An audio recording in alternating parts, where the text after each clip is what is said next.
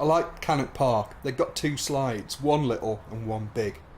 I remember the rite of passage that was climbing the stairs on the big slide. When you did that, you were a big lad. I also like walking in the nicer areas. Coming from a council estate, walking around the nicer areas gave me something to aspire to. The houses always looked warm and inviting and had normal people in them, unlike my house, which was insane. I also liked that everyone knew everyone else. I don't know whether it was a council estate thing or whether that was just a sign of the times. Oh, and that the kids always called their elders by Mr. or Mrs.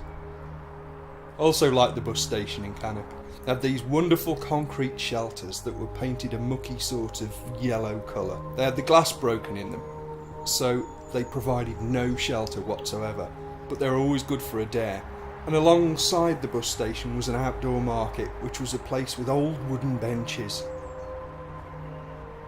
Unfortunately, the house I grew up in disappeared under the cold steel plate of the JCBs. When I walk along what used to be my street, there are these brand new houses, which are much grander than the one I grew up in.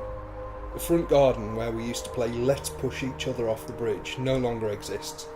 My back garden that led onto the garages where I kept my first cars, the garages that I spent many hours in, first playing hide and seek when I was little, then later when I was old enough to own my own car, the place that I spent many hours stripping seats out, sanding paintwork, priming, painting, changing oil and spark plugs. They're now all gone. I also remember the redevelopment of the town centre. The aforementioned bus station was demolished, along with the outdoor market and Ash's hamburger hut, and the replacement was really hideously ugly. It was devastating. And yet, it feels like the right place. It's sort of turned me into a homing pigeon that returns from a flight across the sea to find its coop gone.